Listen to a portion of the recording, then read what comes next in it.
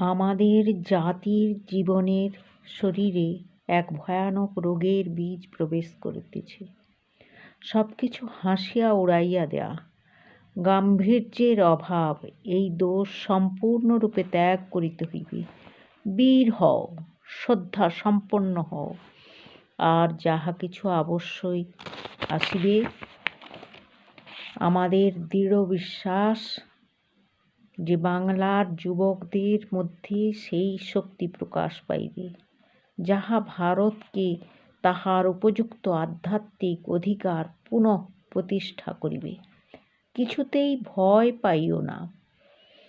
যেই মুহূর্তে তোমার মধ্যে ভয়ের সঞ্চার হইবে, সেই মুহূর্তেই তুমি শক্তিহীন। ভয়ই জগতের সমুদয় দুঃখের মূল কারণ। ভয়ই সবচেয়ে বড় কুসংস্কার। স্বামীজির কথা দিয়েই আজকের ভিডিও গড়ে তুলেছি। আপনারা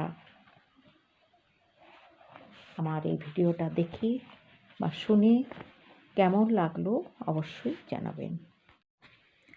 নমস্কার। আজ বীর সন্ন্যাসী বিবেকানন্দের জন্মদিন।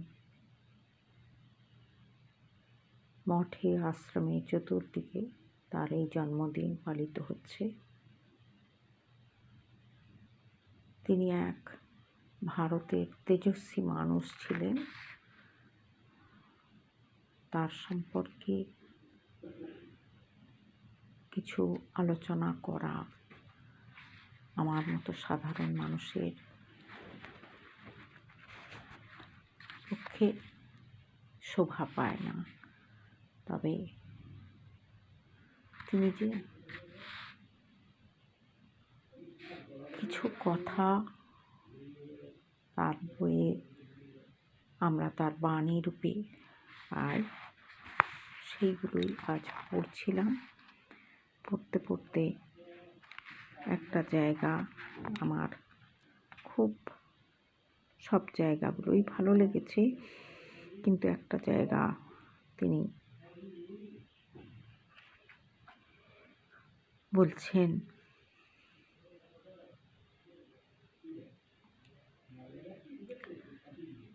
স্বামীজি বলছেন,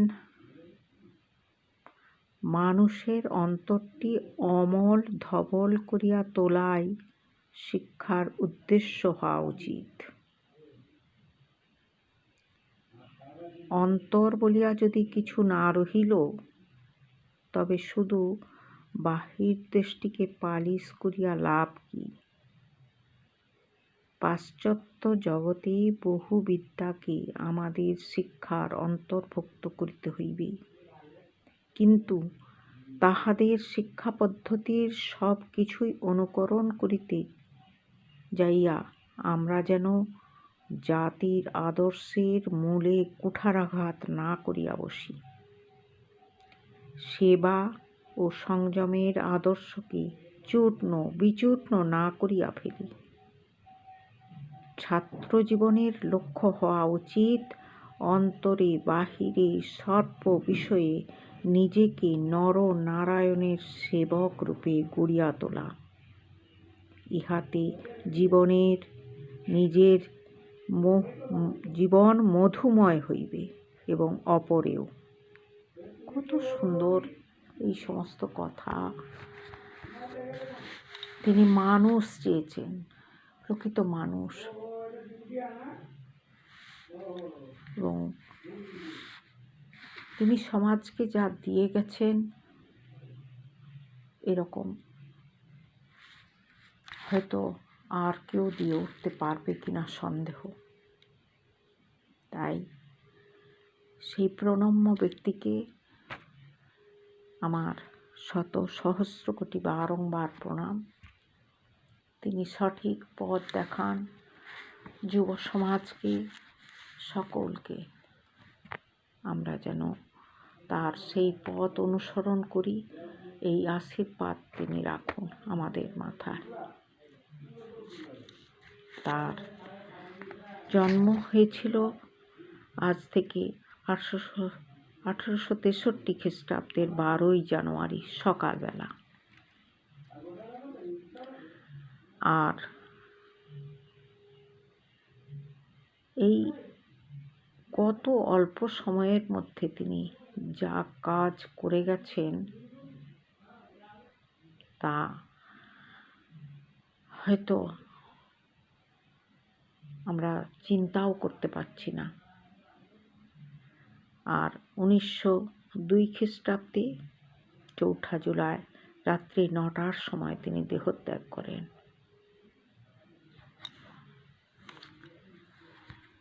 তিনি চলে গেছেন তার অফুরন্ত কাজের যে স্মৃতি রেখে দিয়ে গেছেন তা যেন আমরা সঠিক পথে চালিত করতে পারি, এই আশীর্বাদ আমরা তার কাছে শত সহস্রবার চাইছি। আমার ভিডিওতে আজ কিছু তার ছবি আর অমূল্য কিছু কথা নিয়ে ভিডিওটা শেষ করছি। নমস্কার।